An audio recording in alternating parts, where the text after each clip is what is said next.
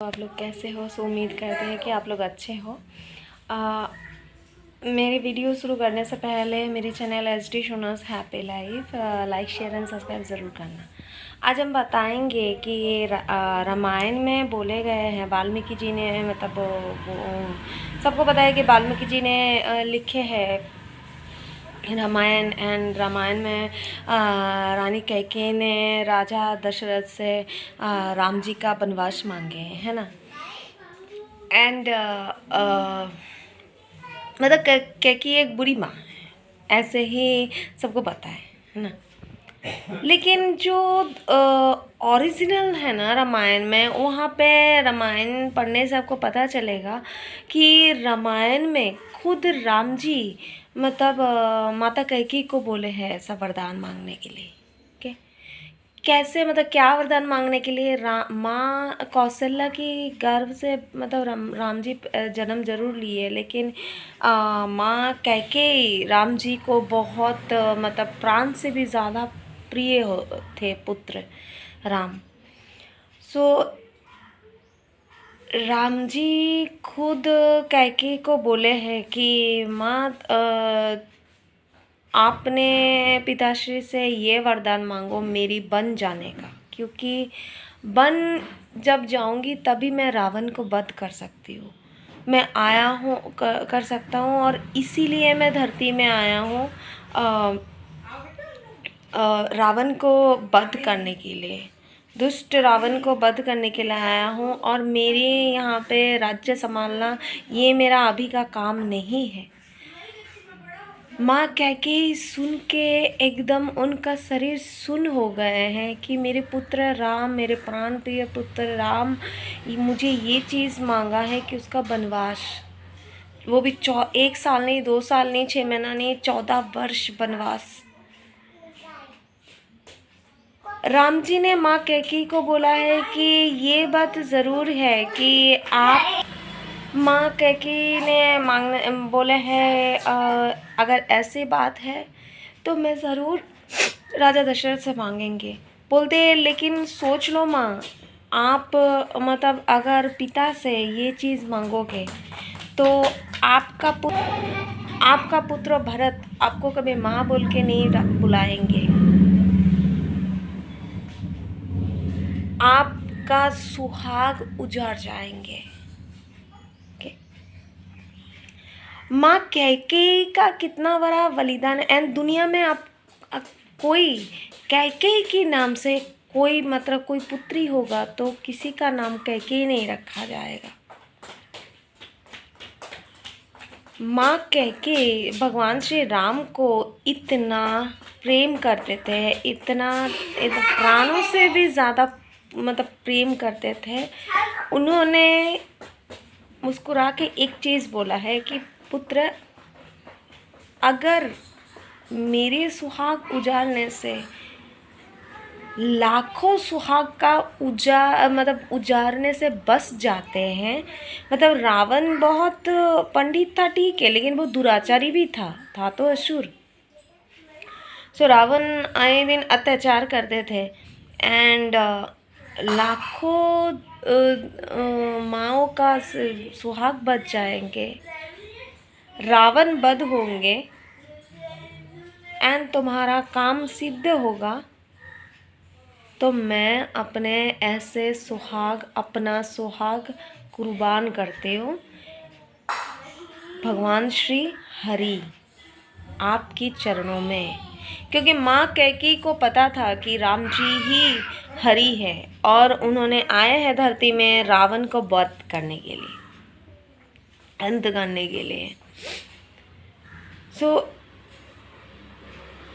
And उन्होंने इसलिए माँ कैकेयी का वरदान क्यों मिला, अब सबकी ये मन में है कि माता कैकेयी को ही क्यों राजा दशरथ ने बोले कि वक्त आने पे मुझसे 2 वरदान मांग लेना। क्योंकि राजा दशरथ जब युद्ध कर रहा था तो घायल हुए थे। एंड उन्होंने माता कैकेयी ने उनका बहुत सेवा किया था, इतना सेवा किया था कि राजा दशरथ उनकी सेवा से ही स्वस्थ हुई है। तो राजा दशरथ उस टाइम पे उनको बोले थे वरदान मांगने के लिए, तो उन्होंने बोला था कि मैं वक्त आने से वरदान मांगेंगे।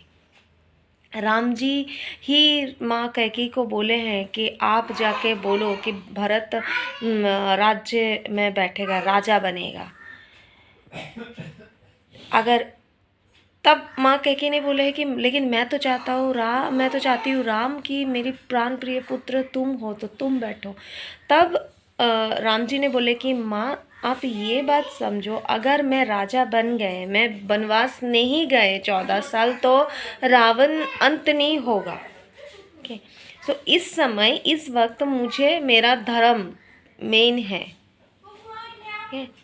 एंड राम जी का वंशधर जो है वो क्षत्रिय थे। एंड क्षत्रिय का काम ही होता है कि क्षत्रिय अपना वचन से एंड अपना धर्म के लिए, मतलब धर्म बचाने के लिए ही सब कुछ कुर्बान करते हैं।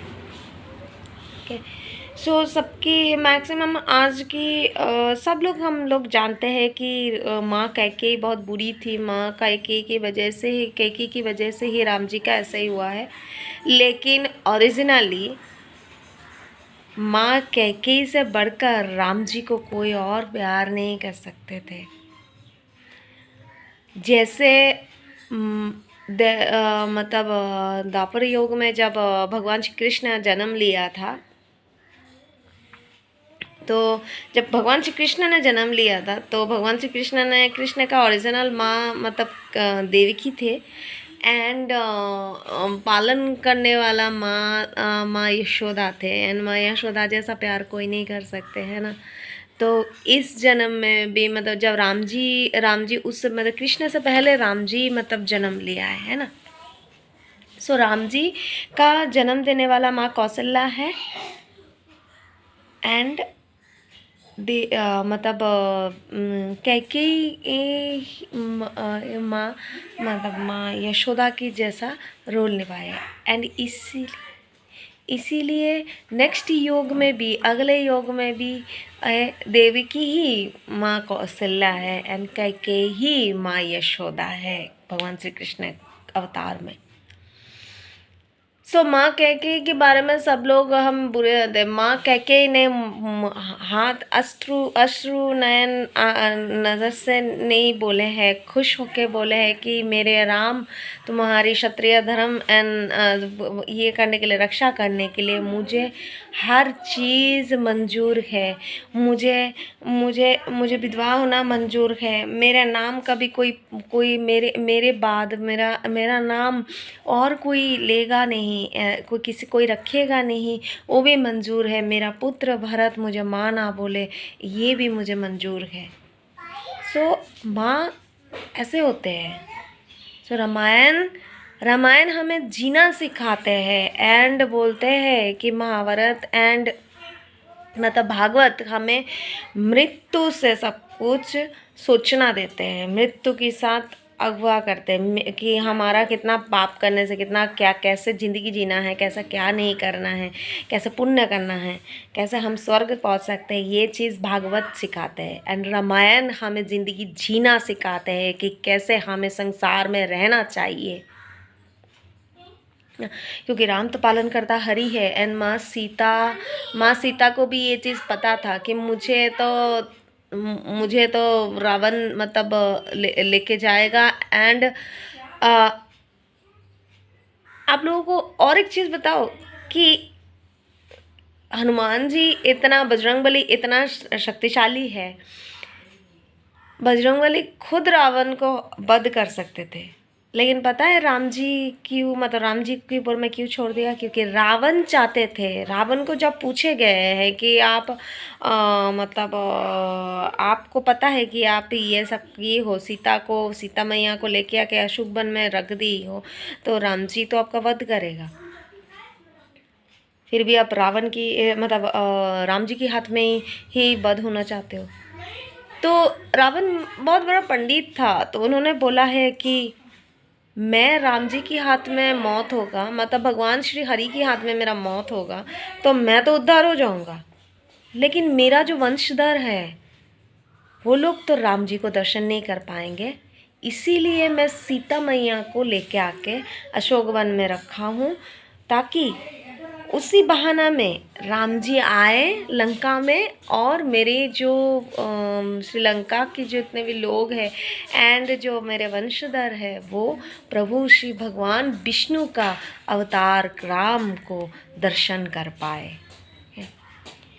सो आज की टॉपिक इतना तक है, आगे में हम और बहुत कुछ जानेंगे।